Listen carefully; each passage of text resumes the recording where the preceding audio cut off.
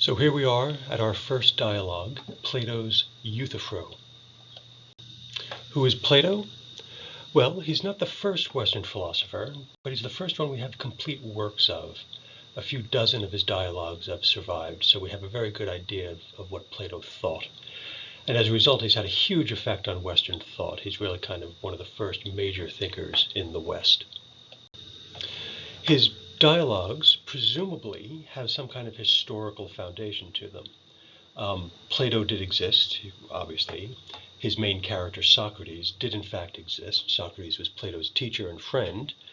And so presumably the conversations that are recorded in the dialogues actually happened, or at least Plato heard of them. They're not too far from what might have happened. He obviously takes liberties with the facts for stylistic reasons, right? These conversations flow much better than a real-life conversation would. But there does seem to be a grain of historical truth to these things. There was, in fact, a Socrates. He was, in fact, put on trial, and he was convicted, and he was executed. So the events of Socrates' trial and execution are recounted in 4 dialogues. The Euthyphro, which we're reading here, this is where he arrives at court. The Apology, which is his defense in court. The Crito, where he's in jail after being convicted, awaiting execution, and then the Phaedo, which describes his execution by drinking hemlock. We'll only be reading the first and the third of these. We'll be reading the Euthyphro and the Crito.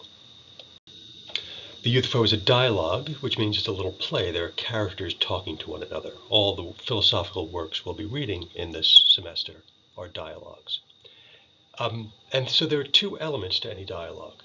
There's the subject matter at hand. There's what the characters are talking about. But then there are also the dramatic elements, the characters, the setting, the background. Why are these people arguing? What's at stake? What's going on under the surface? What's the subtext? We'll have to keep our eye on both of these things for all the dialogues we read. Plato really kind of plays up the dramatic elements. Other dialogues we look at won't so much. They'll just be kind of two people just talking about a particular topic. But in all of these dialogues, there is some kind of dramatic element that I think is worth looking at. Okay, so in this dialogue, the Euthyphro, who are the characters? Well, Socrates and Euthyphro. How do they know each other? How well do they know each other?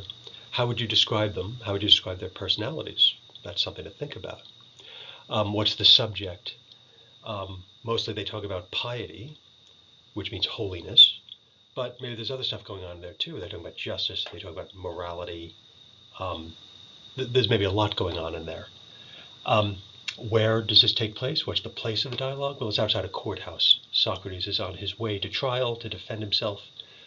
Euthyphro is there for a reason that we'll talk about. And I think that's important. This isn't just a friendly conversation over drinks. They're both there on important business and have taken a moment to discuss piety. And then what time is this taking place? Well, I suppose I believe it's in the morning of the day they're talking.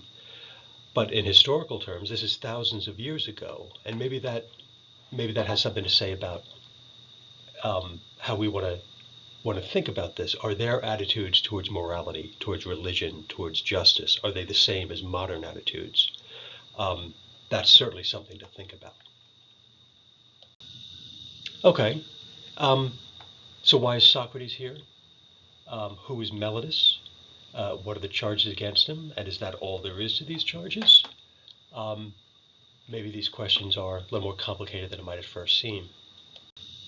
So who is Meletus? This is Socrates talking. He says, a young man who is little known, Euthyphro, and I hardly know him. His name is Meletus, and he is of the deme of Pithys. Perhaps you may remember his appearance. He has a beak and long straight hair and a beard which is ill-grown. Not a very flattering description, I guess. A beak, kind of a big nose, long straight hair, and a beard which is ill-grown. What does that suggest? This is a detail you might have missed. I didn't catch this on my first reading. But a beard which is ill-grown, suggesting he's young. He's a young man who hasn't grown a full beard yet. This is one of the interesting subtexts of this dialogue. Meletus is this young man with no reputation. Socrates doesn't even know who this guy is. And yet he's accusing Socrates, who's a well-known figure in Athens at the time, Socrates is being accused by Meletus of corrupting the youth of Athens. So this is a generational war, perhaps. This is the young people trying to overthrow the old people. And Socrates continues, what is the charge against Socrates? Well, a very serious charge, which shows a good deal of character in the young man, and for which he is certainly not to be despised. He says he knows how the youth are corrupted and who are their corrupters. I fancy that he must be a wise man, and seeing that I'm the reverse of a wise man, he has found me out and is going to accuse me of corrupting his young friends. And of this our mother the state is to be the judge.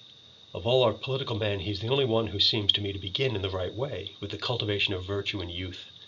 Like a good husbandman, a good farmer, he makes the young shoots his first care, the young plants, and clears away us who are the destroyers of them. This is only the first step. He will afterwards attend to the elder branches, and if he goes on as he has begun, he will be a very great public benefactor. This is odd. Socrates seems to be full of praise for Meletus, this young kid, who he doesn't know, and yet here he is ascribing the most noble of motives to him. This is problematic, perhaps. Maybe Socrates isn't being completely honest here. And this is a phenomena that's come to be known as Socratic irony. Right? Perhaps his words carry more than one meaning, or perhaps he's not saying exactly what he means. By heaping praise on Meletus, right? Again, a man he admits he doesn't really know, maybe he's calling into question his motives. Right, you have to imagine a kind of sarcastic tone of voice here. Oh, I'm sure he's not. This isn't just a personal attack on me. I'm sure he has the best interests of the whole society in mind. That once he's done with me, he'll keep going till all of society is taken care of. I'm sure it's not a personal attack on me. I think that's how you have to kind of read it there.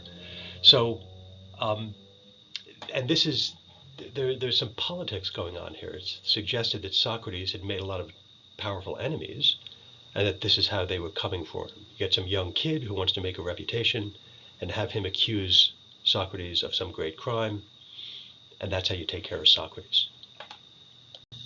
Here we see another example of Socratic irony, right? So he and Euthyphro meet outside the courthouse, and Euthyphro says, oh, I'm sure you'll beat these charges. And Socrates says to him, oh, you're a wise man, Euthyphro. I could do no better than become your student, so you can teach me. Again, I think you have to read that with a little bit of sarcasm. Oh, you're a wise man, Euthyphro. I could do no better than become your student, so you can teach me what piety is. We'll talk more about this, because the character of Euthyphro is kind of a crucial element of this dialogue.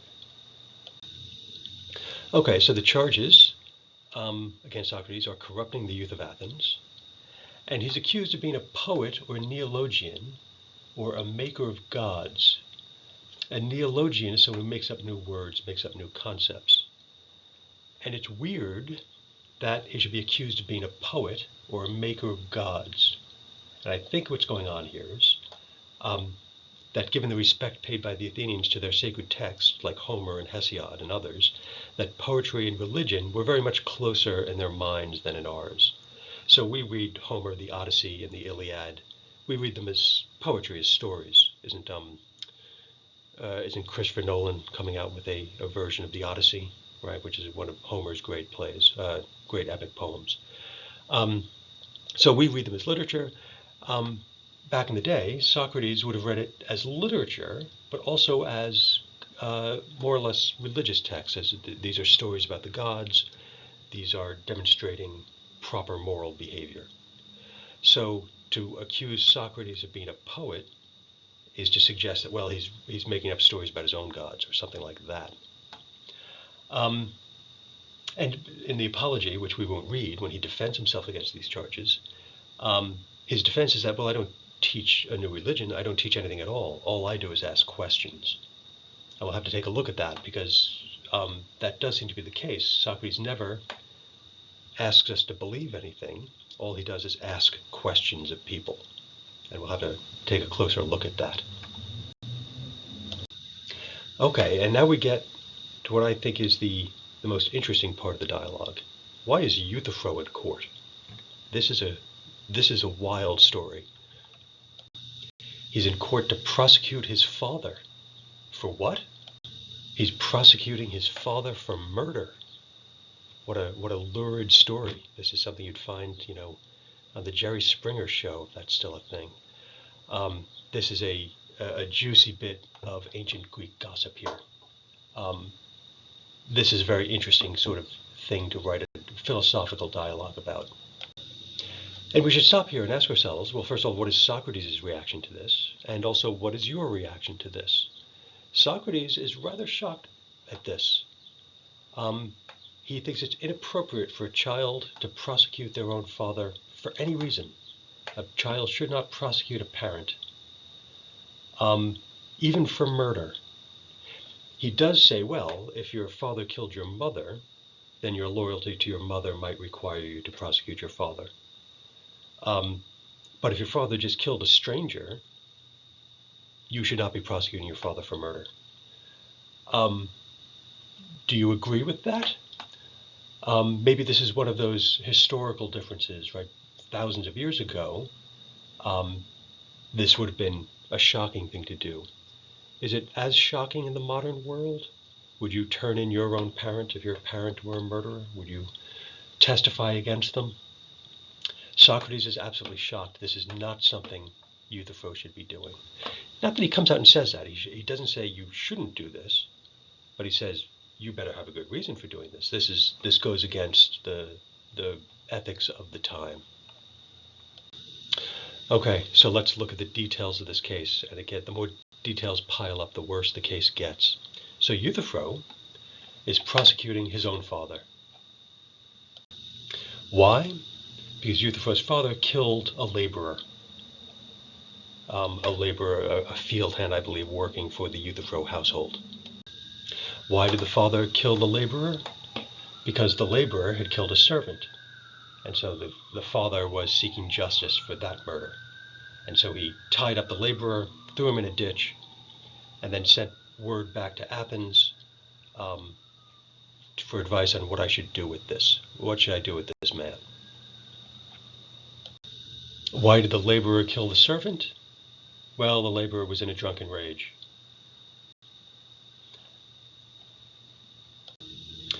Okay, so the laborer in a drunken rage killed the servant with a quick blow to the head, I guess. That's it. That's how it seems to be described. Laborer got mad, struck the servant died. How did Euthyphro's father kill the laborer? Well, as I say, Euthyphro's father tied the laborer up and threw him in a ditch, left him outside until word could be sent back from Athens about what to do with him. So he died, tied up in a ditch of exposure, slow and painful. Probably took him a couple of days, maybe a week to die. That's a horrible way to go. Maybe I'd rather die by a quick blow to the head. Seems to me the laborer could, as a defense, say, well, I didn't mean to kill the guy. I was drunk. I've got a drinking problem. I didn't premeditatively kill this guy. It was an act of passion, momentary madness. I get like this when I'm drunk. Don't blame me.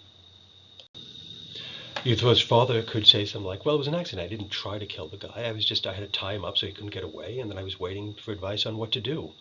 I didn't want him to die. I didn't kill him. I just allowed him to die. That wasn't my fault. And so given all these details, and I don't know what you think, who's the good guy, who's the bad guy, does Euthyphro's father deserve to be punished? Does the laborer deserve to be punished? A lot of details here. Questions of intent, questions of premeditation. Is maybe the laborer not a murderer? That's just manslaughter. I don't know the legal terms here. A lot of details here, right? What's the right thing to do? Euthyphro claims to be motivated by principle and only principle. He says to Socrates, murderers must be prosecuted no matter who they are, even if it's your own father. So he claims to be standing on principle. He just knows what the right thing to do here is. Can we trust him on that? This is, I think, the big theme of this dialogue. Whether or not you agree with Euthyphro, whether or not you think he's doing the right thing, I think Socrates' problem is that in this complicated situation, with a lot of details, a lot of moving parts. Euthyphro just knows what the right thing to do is. Socrates is a little more skeptical of that. You'll have your own opinion here, I guess, as to what if Euthyphro is doing the right thing. But Socrates' problem is that Euthyphro claims to be motivated by acting on principle, and yet maybe he's being a little too quick to reach a conclusion here, and maybe that quickness to reach a conclusion is concealing something else. Maybe he's not being motivated by principle. Okay? And so this is something to think about.